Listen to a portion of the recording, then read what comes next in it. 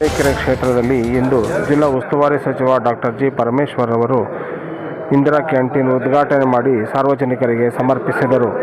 ಪ್ರತಿದಿನ ತಿಂಡಿ 5 ರೂಪಾಯಿ, ಊಟ 10 ರೂಪಾಯಿ. ಈ ಕಾರ್ಯಕ್ರಮವನ್ನು ಸರ್ಕಾರ ಆಯೋಜನೆ ಮಾಡಿದೆ. ಸಾರ್ವಜನಿಕರು ಹೆಚ್ಚಿನ ಸಂಖ್ಯೆಯಲ್ಲಿ ಈ ಸದುಪಯೋಗ ಪಡಿಸಿಕೊಳ್ಳಬೇಕೆಂದು ಡಾಕ್ಟರ್ ಜಿ ಪರಮೇಶ್ವರ್ ಅವರು ನುಡಿದರು. ಜಿಲ್ಲಾಧಿಕಾರಿಯಾಗಿರ್ತಕ್ಕಂಥ ಶುಭಾ ಕಲ್ಯಾಣ್ ಹಾಗೂ ಸಿಇಒ ಪ್ರಭುರವರ ನೇತೃತ್ವದಲ್ಲಿ ಕಾರ್ಯಕ್ರಮ ಜರುಗಿತು. ತುರುವೇಕೆರೆ ಕ್ಷೇತ್ರದ ಶಾಸಕರ ಎಂ.ಟಿ. ಕೃಷ್ಣಪ್ಪನವರು ಭಾಗವಹಿಸಿ ಈ ಸಾರ್ವಜನಿಕರು ಇಂದಿರಾ ಕ್ಯಾಂಟೀನನ್ನು ಉಪಯೋಗಿಸಿಕೊಳ್ಳಬೇಕೆಂದು ಪ್ರತಿದಿನ ಸ್ವಚ್ಛತೆ ಕಾಪಾಡಬೇಕು, ಪ್ರತಿದಿನ ಉತ್ತಮವಾದ ಆಹಾರವನ್ನು ನೀಡಬೇಕು ಎಂದು ಕಿವಿಮಾತು ತಿಳಿಸಿದರು.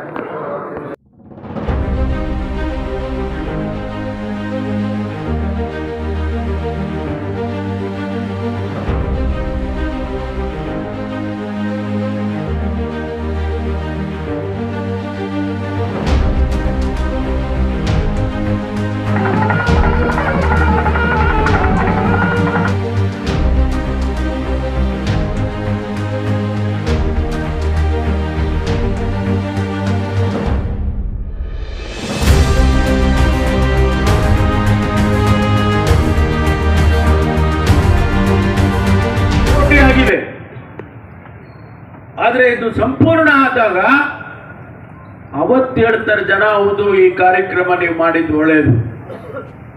ಇವತ್ತು ನಂದೇ ಕ್ಷೇತ್ರ ಕೊರಟಗೆರೆನಲ್ಲಿ ಎತ್ತಿನೊಳೆ ಯೋಜನೆಯಿಂದ 69 ಕೆರೆ ನೀರಾವರಿ ಆಗ್ತದೆ.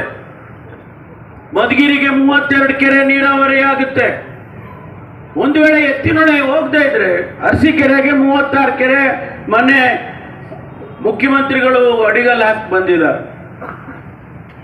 ಇವತ್ತು ಆ ಕಾರ್ಯಕ್ರಮ ಸಂಪೂರ್ಣ ಆದರೆ, ಈಗಾಗಲೇ ಮುಖ್ಯಮಂತ್ರಿಗಳು ಹೇಳಿದ್ದಾರೆ 2027ಕ್ಕೆ ನಾವು ಎತ್ತಿನೊಳೆ ಯೋಜನೆಯನ್ನ ಸಂಪೂರ್ಣವಾಗಿ ಕಂಪ್ಲೀಟ್ ಮಾಡ್ತೇವೆ, ಅದಕ್ಕೆ ಹಣ ಕೊಡ್ತೀನಿ ಅಂತ ಹೇಳಿ ಮುಖ್ಯಮಂತ್ರಿಗಳು ಹೇಳಿದ್ದಾರೆ.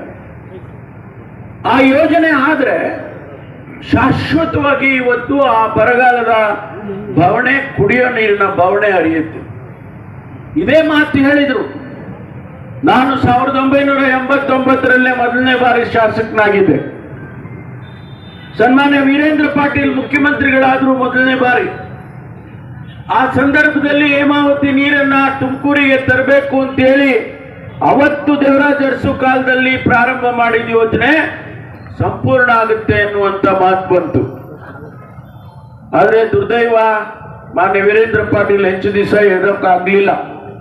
ಆದ್ರೆ ವೀರಪ್ಪ ಮೊಯ್ಲಿ ಅವರು ಬಂದಂತ ವೀರಪ್ಪ ಮೊಯ್ಲಿ ಅವರು ಮುಖ್ಯಮಂತ್ರಿಗಳು ಅದನ್ನ ಉದ್ಘಾಟನೆ ಮಾಡಿದ್ರು. ಇವತ್ತು ಹೇಮಾವತಿಯ ಯೋಜನೆಯ ಅನುಷ್ಠಾನ, ಅದರಿಂದ ಆಗ್ತಕ್ಕಂಥ ಅನುಕೂಲ ಯಾರಿಗೆ ಹೆಚ್ಚಾಗಿದೆ? ತುರುವೇಕೆರೆಗೆ ಹೆಚ್ಚಾಗಿದೆ. ತುರುವೇಕೆರೆ ರೈತರು ಎಷ್ಟು ಸಂತೋಷವಾಗಿದ್ದಾರೆ. ಲಕ್ಷಾಂತರ ಎಕರೆ ಭೂಮಿ ಇವತ್ತು ನೀರಾವರಿ ಆಗಿದೆ. ಒಂದು ವೇಳೆ ಹೇಮಾವತಿ ಆಗದೆ ಹೋಗಿದ್ರೆ ಆಗ್ತಾ ಇತ್ತಾ? ಆದ್ರಿಂದ ಈ ಅಭಿವೃದ್ಧಿಗಳು ಅನ್ನುವಂಥದ್ದು 24 ಗಂಟೆ ರಾತ್ರೋರಾತ್ರಿ ಆಗುವಂಥದ್ದಲ್ಲ. ಆ ಅಭಿವೃದ್ಧಿಗಳನ್ನು ನಾವು ಜೊತೆಯಲ್ಲಿ ಮಾಡಿಕೊಂಡು ಇವತ್ತು ಜನಪರವಾದಂತ ಯೋಜನೆಗಳನ್ನ ಮಾಡ್ತಕ್ಕಂಥ ಸರ್ಕಾರ ಇವತ್ತು ನಮ್ಮದು ಅನ್ನುವಂಥ ಮಾತನ್ನ ನಾನು ಈ ಸಂದರ್ಭದಲ್ಲಿ ಹೇಳೋದಕ್ಕೆ ಬಯಸ್ತೇನೆ. ಇವತ್ತು ಅನೇಕ ಕಾರ್ಯಕ್ರಮಗಳು ನಾನು ಯಾವುವು ಹೆಚ್ಚು ವಿವರಣೆ ಮಾಡೋದಕ್ಕೆ ಹೋಗೋದಿಲ್ಲ.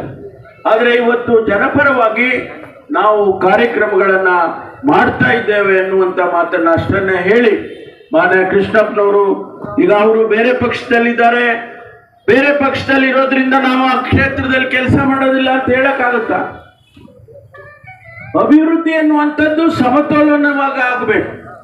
ಆಗ ಮಾತ್ರ ರಾಜ್ಯಕ್ಕೆ ಎಲ್ಲಾ ಕಡೆನೂ ಅಭಿವೃದ್ಧಿ ಆಗಿದೆಯಪ್ಪ ಅನ್ನುವಂತ ಮಾತು ಬರುತ್ತೆ. ಹಾಗಾಗಿ ಇವತ್ತು ತುರುವೇಕೆರೆಯಲ್ಲೂ ಕೂಡ ಅಭಿವೃದ್ಧಿ ಆಗಬೇಕು, ಅಭಿವೃದ್ಧಿ ಕಾರ್ಯಕ್ರಮಗಳು ಆಗಬೇಕು. ಅದಕ್ಕೆ ಸಂಪೂರ್ಣವಾಗಿ ನನ್ನ ಸಹಕಾರ ಯಾವತ್ತೂ ಕೂಡ ಇರುತ್ತೆ ಅಂತ ಹೇಳಿ ನಾನು ಈ ಸಂದರ್ಭದಲ್ಲಿ ಹೇಳ್ತೇನೆ.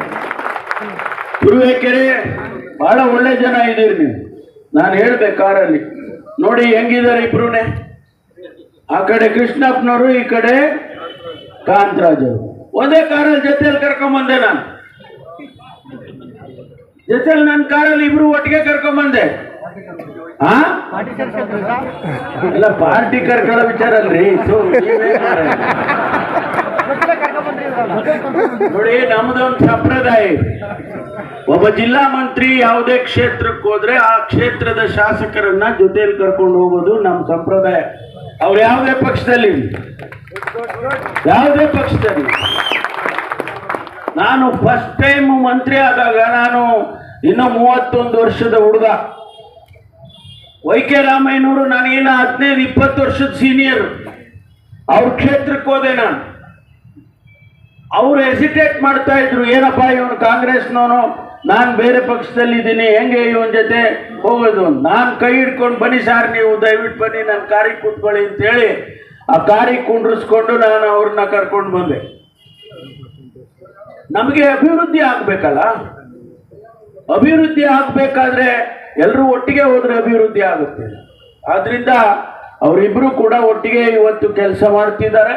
ಅವರು ಹೇಳ್ತಾರೆ, ಇವರು ಹೇಳ್ತಾರೆ, ನಾವು ಸರ್ಕಾರದಲ್ಲಿ ಎರಡರೂ ಸಮತೋಲನವಾಗಿ ಕೆಲಸಗಳನ್ನ ಮಾಡೋದರ ಮೂಲಕ ತುರುವೇಕೆರೆ ಅಭಿವೃದ್ಧಿ ಆಗ್ಬೇಕು. ನಮ್ಗೆ ಆ ಕೆಲಸವನ್ನ ಮಾಡ್ತಕ್ಕಂಥದ್ದನ್ನ ಮಾಡ್ತೇವೆ ಅಂತೇಳಿ ನಾನು ಹೇಳ್ತಾ, ತಾವೆಲ್ಲರೂ ಕೂಡ ತಮ್ಮೆಲ್ಲರಿಗೂ ಅಭಿನಂದನೆಯನ್ನು ಹೇಳಿ ತಮಗೆ ಒಳ್ಳೆಯದಾಗಲಿ ಅಂತೇಳಿ ನಾನು ನನ್ನ ಮಾತು ಮುಗಿಸ್ತೇನೆ.